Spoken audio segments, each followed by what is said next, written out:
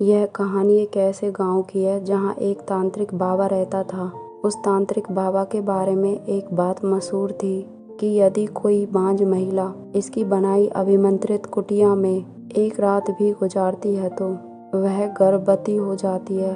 अब यह बात दूर दूर तक फैली हुई थी और बहुत सारी जगहों से लोग वहां आते ऐसी महिलाओं के साथ जो बांझ होती थीं। लेकिन हमें नहीं पता था कि एक ऐसी ही समस्या हमारे घर में भी पैदा हो जाएगी। मेरी छोटी चाची, जिनकी शादी को लगभग 5 साल बीत चुके थे, लेकिन उसके घर में बच्चे की किलकारियां अभी तक नहीं गूंजी थी। अब तो घर में कभी कोई रिश्तेदार आता तो वह यही बातें बढ़ चढ़कर करता, क्यों रे छोटी बहू, तुम हमें कब खुशखबरी सुना रही हो? अरे अब तो काफी दिन हो गए हैं तुम्हारी शादी को। उनकी ऐसी बातें सुनकर चाची भावुक हो जाती और काफी रोती अपने कमरे में जाकर। लेकिन हमारे पड़ोसी भी कुछ कम नहीं थे। जब रिश्तेदार नहीं होते तो उन्हें ताना मारने की कमी यह लोग पूरा कर देते। हमारे समाज में आज भी ऐसे लोगों की कोई कमी नहीं है जो एक बांझ औरत को घृणा के नजरिए से देखते हैं। लेकिन हमारे चाचा जी चाची का पूरा सपोर्ट करते, उनका साथ देते। हमारे परिवार में भी इस बात का पूरा ख्याल रखा जाता कि कोई ऐसी बात ना करें जिससे छोटी चाची को यह एहसास हो कि मैं माँ नहीं बन सकती। एक दिन चाची मम्मी से आकर बोली कि दीदी, अब मैं बहुत परेशान हो चुकी हूँ। मुझे इतने महीने हो चुके हैं, अलग अलग डॉक्टरों से कई तरह की दवाइयाँ खा चुकी हूँ, लेकिन कोई फायदा नहीं हुआ। हर तरफ से निराशा ही मिली है हमें। अब तो वह भी चिड़चिड़े हो चुके हैं, और क्यों न हो, क्योंकि उनकी सारी कमाई तो मेरे इलाज में खर्च हो जाती है। ये दुनिया, समाज के ताने, और अब तो मैं भी तंग आ चुकी हूँ। हर बार नए नए डॉक्टरों से अलग अलग दवाइयों का सेवन करते करते मैं थक चुकी हूँ। अब तो हर तरफ से मुझे भी निराशा ने घेर लिया है। अब तो मैं भी यह बात मानती हूँ कि मैं कभी माँ नहीं बन सकती। दीदी, आप ही यह बात बताइए कि मैं क्या करूँ? कभी कभी तो मेरे मन में यह ख्याल आता है कि मैं आदेश को छोड़कर कहीं दूर जाऊँ, या फिर मैं आदेश को तलाक दे दूँ, जिससे वह अपने जीवन में आगे बढ़ सके, किसी और लड़की के साथ अपना परिवार बढ़ा सके। फिर मेरी मम्मी बोली कि आशा, तुम ऐसी बातें कैसे कह सकती हो? अरे पगली, तुम्हारे तो नाम से ही एक आस है, आशा की उम्मीद है, तो तुम निराशा का दामन कैसे थाम सकती हो? चलो, आज तुम्हें मेरी एक बात माननी पड़ेगी। तुम्हें मेरी वह बात याद है जब कई महीनों पहले एक तांत्रिक का जिक्र मैंने किया था आदेश के सामने? तो आदेश ने नाराज होकर मुझसे इस सब के लिए मना कर दिया था कि फिर दोबारा मैं कभी इस बात का जिक्र नहीं करूं। चाची बोली, हाँ दीदी, मुझे याद है, लेकिन समस्या यही तो है कि आदेश को ऐसे किसी भी तांत्रिक बाबा पर भरोसा नहीं है। मैंने भी सुना है कि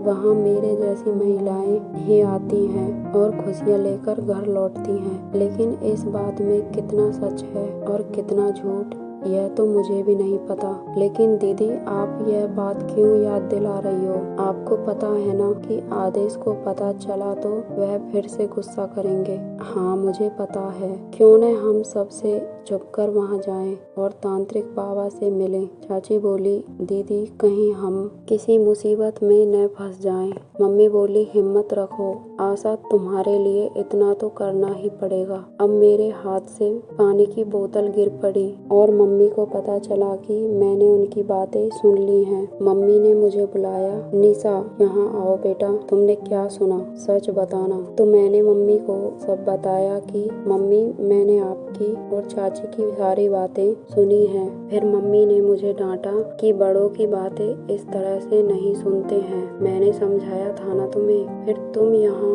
क्या कर रही थी? तो मैं बोली, मम्मी, मुझे माफ कर दो, मैं कभी दोबारा ऐसा नहीं करूँगी। पर मम्मी मैं एक बात कहूँ, मेरी जो फ्रेंड है शीतल, उसकी जो दिल्ली वाली बड़ी मामी है उसको भी तो ऐसी ही परेशानी थी जैसी चाची को है। तो फिर उनके मामा मामी ने एक बच्चे को अनाथ आश्रम से गोद ले लिया और आज वह बहुत खुश हैं। फिर चाची भी मेरे पास आई और बोली, निशा तुम अभी इन सब बातों के लिए छोटी हो, लेकिन बेटा जब तुम बड़ी हो जाओगी तो सब समझ जाओगी। फिर मैंने मम्मी और चाची से कहा कि हमारा परिवार तो बहुत अच्छा है, फिर हम ऐसा क्यों नहीं कर सकते जैसा शीतल के मामा मामी ने किया। तो चाची ने मुझे समझाया, बेटा हर कोई इतनी बड़ी सोच नहीं रखता है। मैं मानती हूँ कि तुम्हारे चाचा जी मुझे बहुत प्यार करते हैं और परिवार भी मुझसे प्यार करता है, लेकिन हम एक गांव में रहते हैं जहाँ लोगों की सोच अब भी कुछ ऐसी है कि अपना खून तो